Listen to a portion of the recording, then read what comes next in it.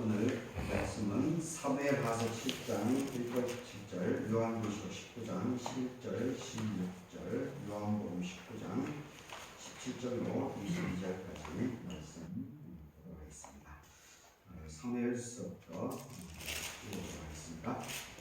여호와께서 주위의 모든 원수를 무찌르사 왕으로 궁리에 평안히 살게 하신 때에 왕이 선지자 나단에게 이르되 볼지어다 나는 백향목 궁의 사령을 하나님의 궤는 휘장 가운데에 있다. 나단이 왕께 아뢰되 여호와께서 왕과 함께 계시니 마음에 있는 모든 것을 행하소서 하니라. 밤에 여호와의 말씀이 나단에게 임하여 이르시되 가서 내 종 다윗에게 말하기를 여호와께서 이와 같이 말씀하시되 너가 나를 위하여 내가 살 집을 건축하겠느냐. 내가 이스라엘 자손을 애굽에서 인도하여 내던 날부터 오늘까지 집에 살지 아니하고 장막과 성막 안에서 다녔나니 이스라엘 자손과 더불어 다니는 모든 곳에서 내가 내 백성 이스라엘을 먹이라고 명령한 이스라엘 온 지파들 가운데 하나에게 내가 말하기를 너희가 어찌하여 나를 위하여 백향목집을 건축하지 아니하였느냐고 말하였느냐.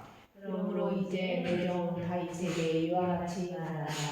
만군의 여호와께서 이와 같이 말씀하시기를 내가 너를 먹지 않고 양을 따르는 데에서 데려다가 내 백성 이스라엘의 주권자로 삼고 너가 가는 모든 곳에서 내가 너와 함께 있어서 너의 모든 원수를 너의 앞에서 멸하였은즉 땅에서 위대한 자들의 이름같이 너의 이름을 위대하게 만들어 주리라. 내가 또 내 백성 이스라엘을 위하여 한 곳을 정하여 그를 심고 그를 거주하게 하고 다시 옮기지 못하게 하며 악한 종으로 전과 같이 그들을 해하지 못하게 하여 전에 내가 사사에게 명령하여 내 백성 이스라엘을 다스리던 때와 같지 아니하게 하고 너를 모든 원수에게서 벗어나 편히 쉬게 하리라. 여호와가 또 너에게 이르노니 여호와가 너를 위하여 집을 짓고 너의 수완이 차서 내 조상들과 함께 누울 때에 내가 내 몸에서 날 내 씨를 내 뒤에 세워 그의 나라를 견고하게 하리라. 그는 내 이름을 위하여 집을 건축할 것이고 나는 그의 나라 왕위를 영원히 견고하게 하리라. 나는 그에게 아버지가 되고 그는 내게 아들이 되리니 그가 만일 죄를 범하면 내가 사람의 뇌와 인생의 채찍으로 징계하려니와 내가 너의 앞에서 물러나게 한 사울에게서 내 은총을 빼앗은 것처럼 그에게서 빼앗지는 아니하리라. 너희의 집과 내 나라가 내 앞에서 영원히 보존되고 내 왕위가 영원히 견고하리라 하셨다. 나단이 모든 말씀들과 이 모든 계시대로 다윗에게 말을 하니라. 아멘. 요한계시록 19장입니다. 또 내가 하늘이 열린 것을 보니 보라 백마와 그것을 탄 자가 있으니 그 이름은 충신과 진실이라. 그가 공의로 심판하며 싸우더라. 그 눈은 붉것 같고 그 머리에는 많은 관들이 있고 또 이름 쓴 것 하나가 있으니 가지 밖에 아는 자가 없고 또 그가 피 뿌린 옷을 입었는데 그 이름은 하나님의 말씀이라 칭하더라.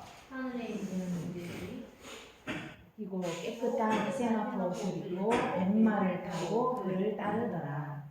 그의 입에서 예리한 검이 나오니 그것으로 만국을 치겠고 친히 그들을 철장으로 다스리며 또 친히 하나님 곧 전능하신 이의 명결한 진노의 포도주 틀을 밟겠고 그 옷과 그 다리에 이름을 쓴 것이 있으니 만왕의 왕이요 만주의 주라 하였더라. 아멘. 보면서 요한복음입니다. 그들이 예수를 맡음에 예수께서 자기의 십자가를 지시고 해골 히브리 말로 골고다라 하는 곳에 나가시니 그들이 거기서 예수를 십자가에 못 박을세 다른 두 사람도 그와 함께 좌우편에 못 박으니 예수님은 가운데 있더라. 빌라도가 표를 써서 십자가 위에 붙이니 나사렛 예수 유대인의 왕이라 기록되었더라. 예수께서 못 박히신 곳이 성에서 가까우므로 많은 유대인들이 이 표를 읽는데 히브리와 로마와 헬라어로 기록되었더라. 유대인의 대제사장들이 빌라도에게 이르되 유대인의 왕이라 쓰지 말고 자칭 유대인의 왕이라 쓰라 하니 빌라도가 대답하되 내가 쓸 것을 썼다 하니라. 아멘. 오늘 이 본문으로 나사렛 예수 유대인의 왕, 나사렛 예수 유대인의 왕, 이런 제목으로 말씀을 생각을 해보도록 하겠습니다. 오늘 종료주일입니다. 오늘 예배 참석하신 여러분들에게 하나님의 은혜가 되기를 바라겠습니다.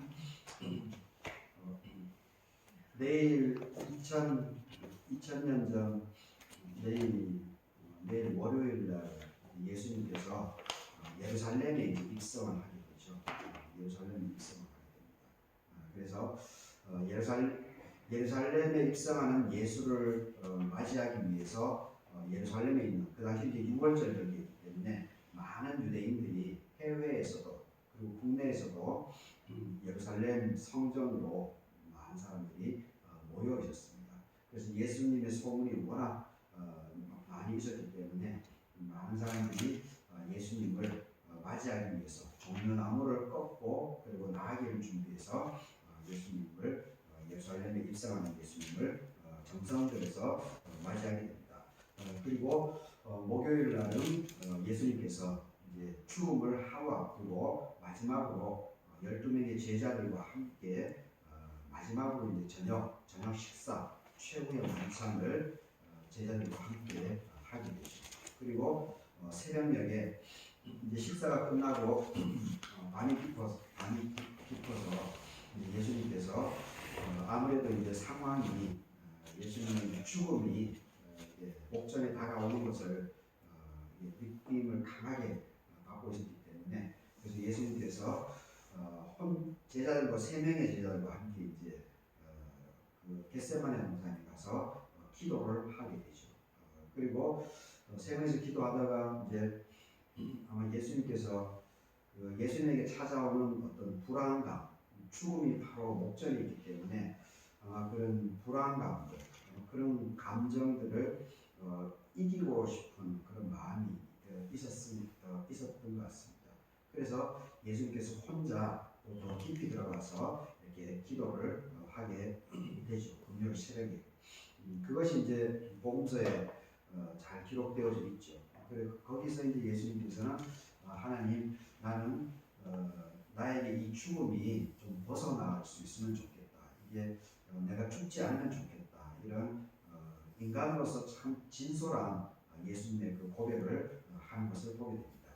그리고 예수님께서 기도가 더 깊어지면서 자기를 성찰하고 통찰하면서 하나님의 내 마음은 그렇지만 나는 죽음을 맞이하고 싶지만은 그럼에도 불구하고 하나님의 뜻에 내가 순종하기를 내가 바랍니다. 라고 마지막으로 이제 기도를 하죠. 그러면서 예수님께서 이 십자가의 죽음 이것을 스스로 비껴가는 것이 아니고 이렇게 맞아들이게 되는 것을 보게 됩니다. 그래서 금요일 날 9시 드디어 오늘 이 본문에 요한복음 19장 17절을 보게 되면 19장 17절에 보게 되면 그들이 예수를 맞음에 예수께서 자기의 십자가를 지시고 해골, 히브리 말로 유대인들의 말로는 골고다라고 하는 이 해골이라고 하는 곳에 나가셨다 이렇게 얘기를 하고 있습니다. 그래서 그 금요일 아침 9시에 예수님께서 십자가에 이제 못이 박힙니다. 그 상황은 이제 지난주에도 살펴봤지만 그때 18절 보게 되면 그들이 거기에서 예수를 십자가에 못 박게 되니까 다른 두 사람, 이 강도들이죠. 다른 두 사람이 예수님과 함께 좌우편에 못 박히니 예수는 가운데 있었다 이렇게 얘기를 해주고 있습니다. 그래서 예수님께서 9시에 못이 박히고 그리고 6시간 동안 이 못이 박힌 채 고통 속에 이 손에도 못이 박히고 이제 발에도 이제 못이 박힌 게 아니겠습니까? 참 얼마나 고통스럽겠습니까? 그리고 멸류관을 또 가시로 된 멸류관을 입히고 그렇게 했기 때문에 아마 6시간 동안 십자가에 달려서 고통 신음하다가 결국은 오후 3시 이제 6시간 만에 예수님께서 2000년 전에 돌아가시게 됩니다. 그래서 예수님께서 이제 돌아가실 때에 이제 복음서에 보게 되면은 그 성소, 지성소와 성소를 가로막고 있었던 그 휘장, 성소에는 이제 대제사장이 1년에 한 번밖에 이렇게 못 들어갈 한 번밖에 들어갈 수 있는 공간이었는데, 근데 이것이 휘장이 지성소와 성소를 가로막고 있었던 그 휘장, 이것이 이제 위에서 아래로부터 쫙 찢어져 버렸다고 복음서에 기록되어 있지 않습니까? 하여튼 그것을 통해서 어느 누구나 하나님께 예수 그리스도로 인해 가지고 어느 누구나 하나님께 나아갈 수 있는 그러한 길이 바로 예수님께서 우리에게 열어 젖혔다고 이렇게 얘기를 해주고 있습니다. 일단 오늘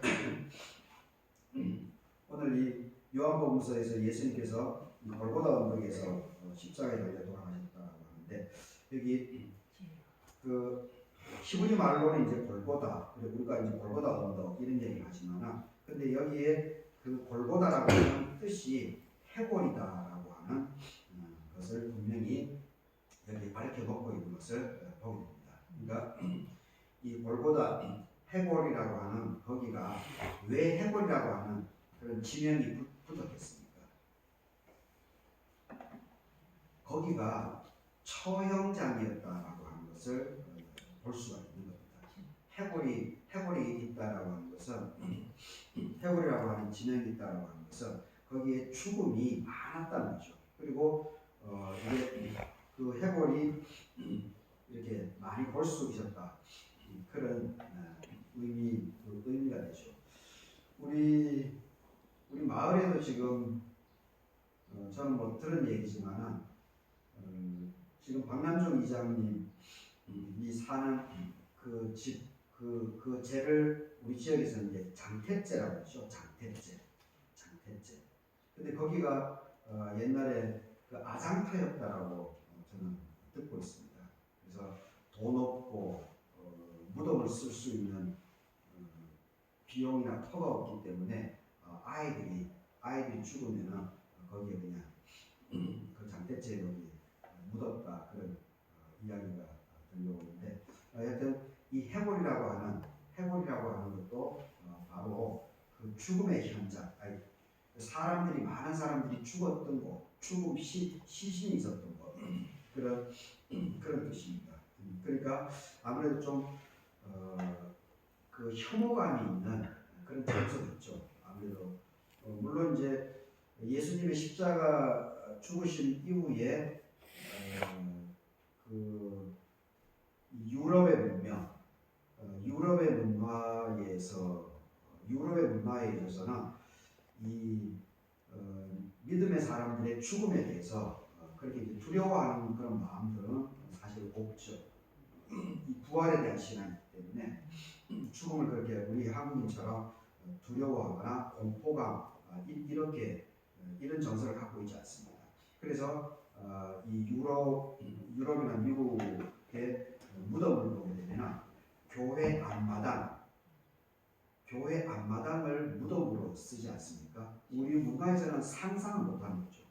우리 문화에서는 이 시신이라고 하는 것은 거부감을 느끼고 믿었던 사람조차도 이 죽음에 대해서는 여전히 우리 문화에서는 이렇게 부정적으로 보고 있는 것을 보게 됩니다. 그런데 하여튼 유럽이나 미국 문화에서는 이 기독교가 깊이 뿌리 박혀 있기 때문에 이 죽음, 이 부활 신앙 자체가 본인들의 이제 삶으로 이제 되어 있는 거죠.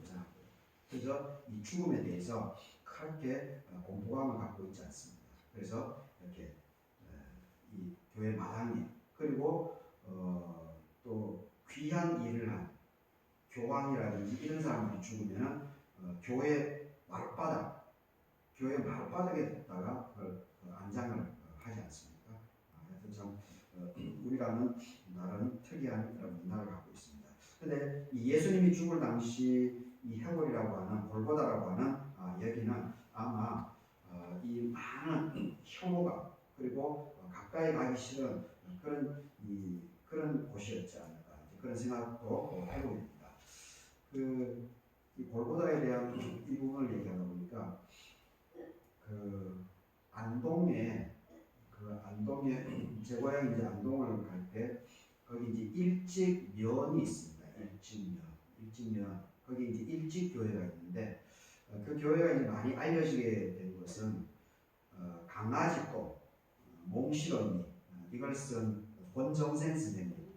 권정생 선생님이 거기 이제 평생 종지기를 하셨기 때문에 종지기를 하면서 몽실언니도 쓰고 강아지똥도 썼기 때문에 그 권정생 선생님으로 인해 가지고 일직교회가 이렇게 알려지게 됐습니다. 그래서 저도 고향 갈 때 이제 애들에게 권정생 선생님을 좀 소개시켜주고 싶어가지고 일부러 거기 권정생 선생님이 돌아가셨을 때죠. 돌아간 이후에 권정생 선생님이 살았던 토담집 한 10평도 안 되는 아궁이가 있고 방이 조그마한 방이 2개가 있는 거기를 한번 가본 적이 있습니다. 그래서 제가 이제 그쪽이 궁금해가지고 그 교회도 이제 찾아가봤는데 마침 이제 그 목사님이 계시더라고요. 그래서 목사님이 계시기 때문에 그분하고 이제 얘기를 하면서 권정생 선생님의 뭐 삶을 좀 이렇게 나누게 되었었는데, 근데 그때 참 인상적으로 들었던 것은 뭐냐면 권정생 선생님이 살았던 거기가 교회 맞은편인데 교회에서 한 400~500m가 좀 떨어져 있습니다. 그리고 교회랑 그 권정 선생님의 집이 폭이 한 2m, 3m 정도는 안 되고 한 2m, 2.5m 정도 되는 작은 냇물이 거기 이제 흐르고, 그리고 권정 선생님 집 뒤로는 산이 있었습니다. 근데 이제 목사님이 어떤 말을 하시는가 하면 바로 그 산이 옛날에 고려장터였다 이렇게 얘기를 하시더라고요. 지금으로 얘기하면 이제 공동묘지라는 거죠. 공동묘지. 나이가 들면은 고려장 가서 어린 뒤에 무덤을 미리 써서 했던.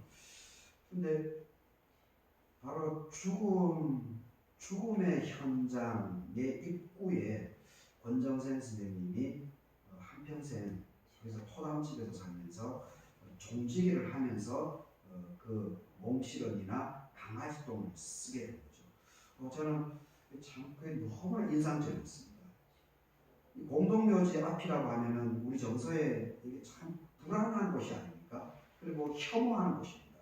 어느 누구도 거기 가까이에 가려고 하지 않은 곳인데, 그런데 권정생이라고 하는 이 양반은 교회 종지기를 평생 하면서 오히려 거기에 그 입구에 죽음의 시신들이 있는 그 입구에 와서 거기서 이 시대를 밝혀나가는 그 몽실언이라든지 강아지똥이라고 하는 이 시대를 밝혀내는 그 생명을 불어넣는 그런 작업을 하셨구나라고 하는 그 대목이 있어서 저는 상당히 인상적으로 좀 다가오게 됐습니다. 바로 이 해골, 이 골고다 언덕이 바로 그 동일한 그런 뉘앙스, 그 의미를 갖고 있는 곳이다라고 저는 생각합니다. 이 골고다라고 하는 것은 죽음의 현장이고, 그리고 많은 사람들이 물론 이제 정치범도 여기서 죽죠. 예수님 같은 경우는 이제 정치범으로 희생을 당했습니다. 이 정치범이라고 하는 사람들은 배운 사람들이죠. 똑똑한 사람들입니다.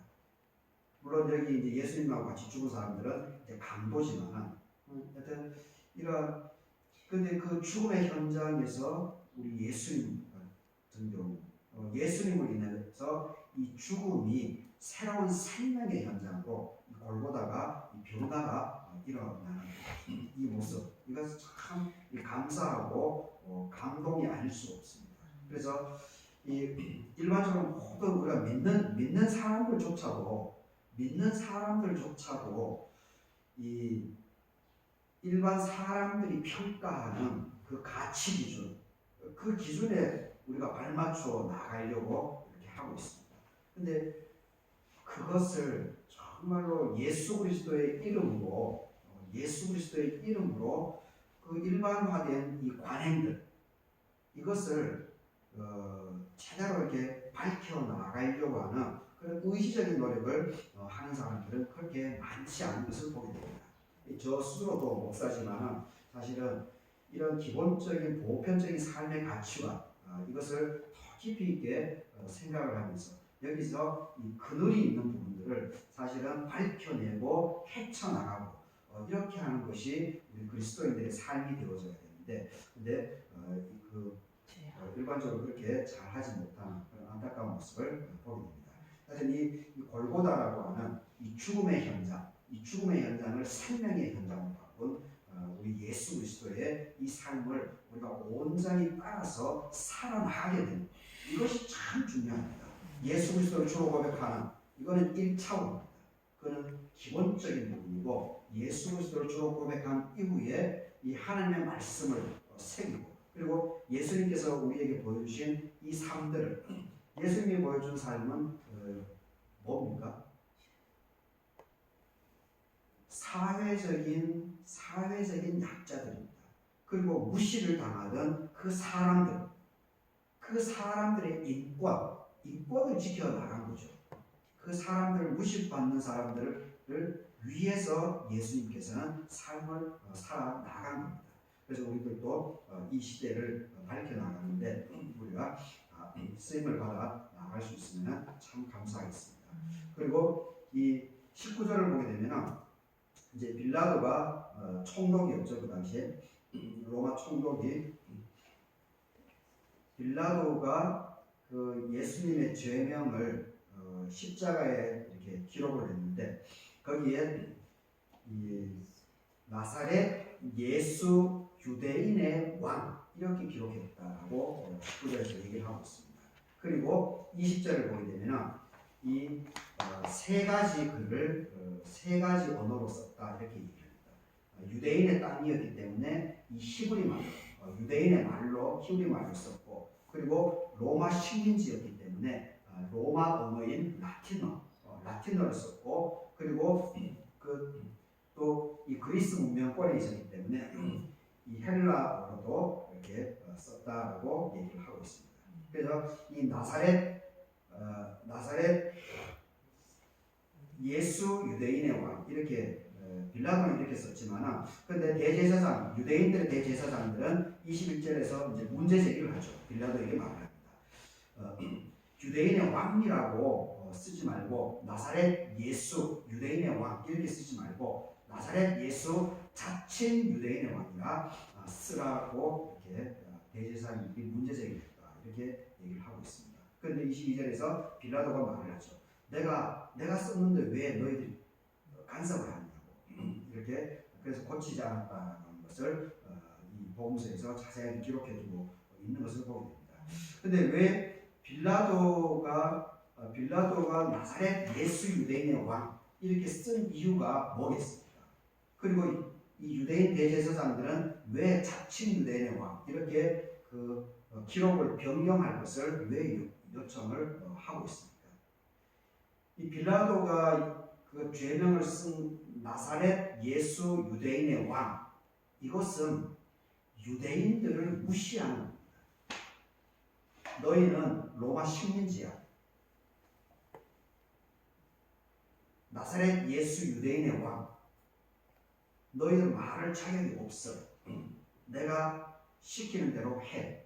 그런 뜻이 담겨져 있습니다. 여하튼 이 유대인들을 무시하는 그런 의미 뉘앙스를 바로 갖고 있는 겁니다. 그래서 빌라도가 의도적으로 나사렛 예수 유대인의 왕 이 속된 말로 얘기하게 되면 유대인들을 엿먹이는 거죠. 엿먹이는 거죠. 그런데 이 유대인들은 이 자칭 유대인의 왕이라 쓰라 이렇게 요청을 하는 거죠. 우리는 예수를 왕으로 우리는 메시아로 인정할 수 없다는 겁니다. 그러니까 이렇게 고쳐달라. 그런데 결국은 빌라도가 묵살해 나가는 것을 보게 됩니다. 그렇죠. 아무래도 자기가 권력을 갖고 있으니까 결국 자기 마음대로 이렇게 했다는 것을 여기서 기록을 해놓고 있는 것을 보게 됩니다. 그리고 요한계시록의 그 19장 부분에 있어서는 이 사도 요한이 그 예수님의 재림에 대한 이 부분을 보통 이제 재림에 대한 부분이다 이렇게 해석을 하고 있죠. 11절을 보게 되면 또 내가 하늘이 열린 것을 보니 보라 백마와 그것을 탄 자가 있으니 그 이름은 충신과 진실이다. 그가 공의로 심판하며 싸우더라. 백마 탄 사람, 백마를 탄 사람이 있다.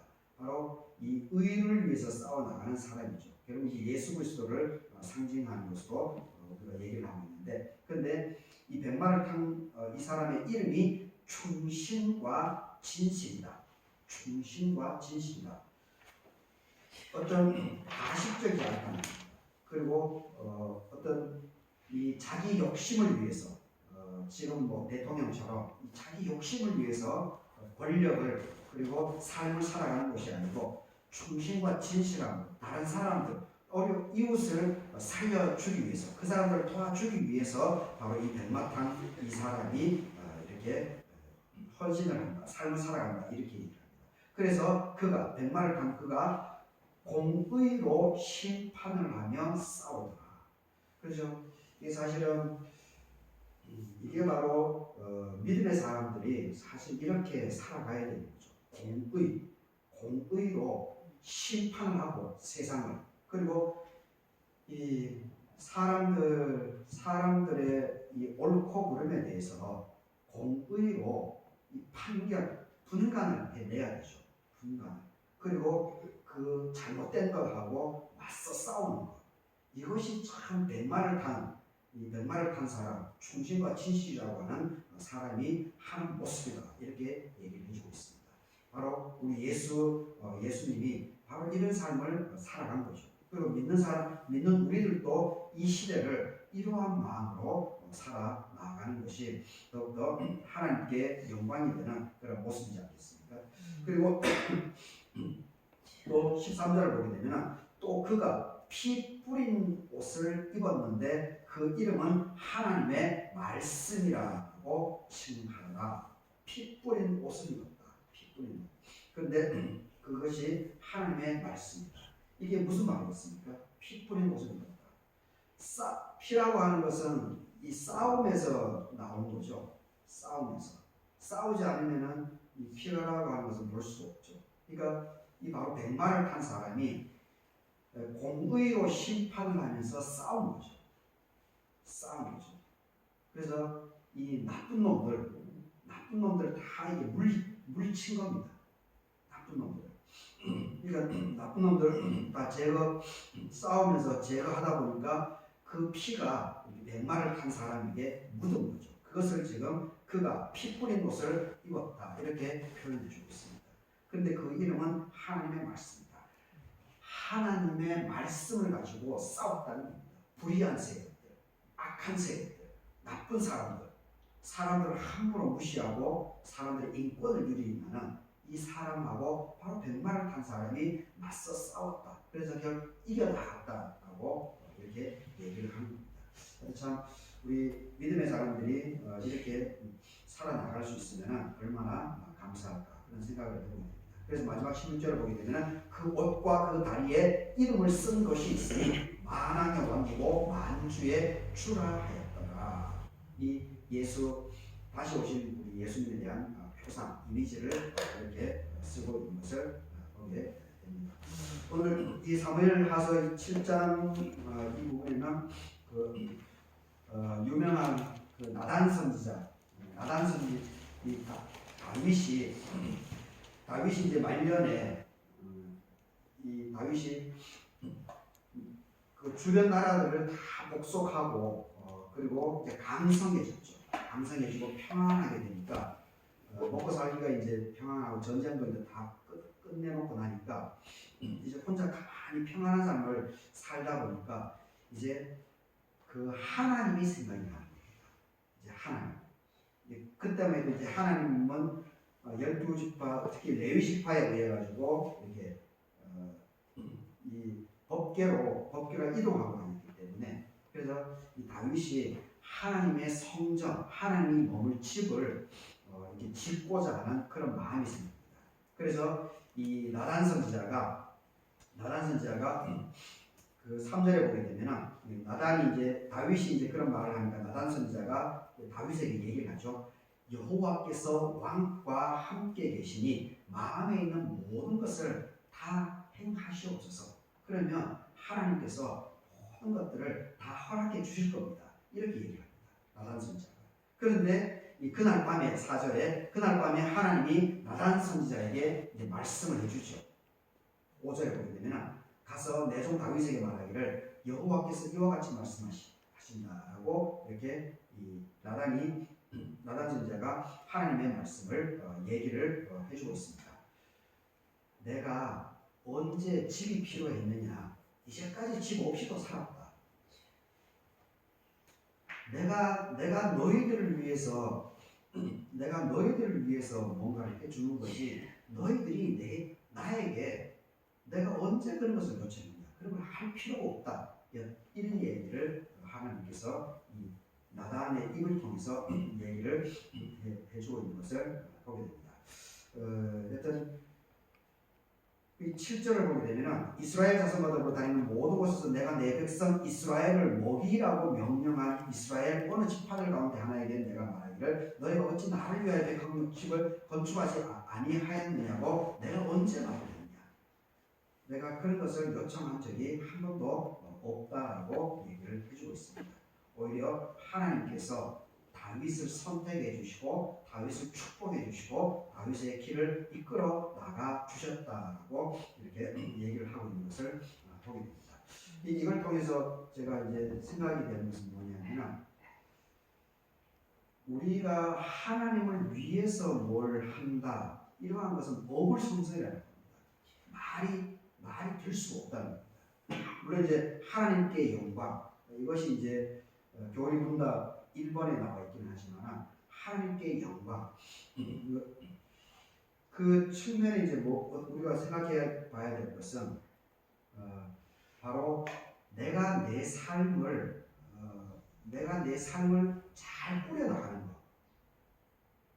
내가 즐겁게 행복하게 감사하게 일상의 삶을 살아나가는 그 자체, 그것이 오히려 하나님께 영광이 되는 그리고 하나님을 높여드리는 그런 실제적인 모습이구나라고 하는 것을 다시 한번 새겨보게 됩니다.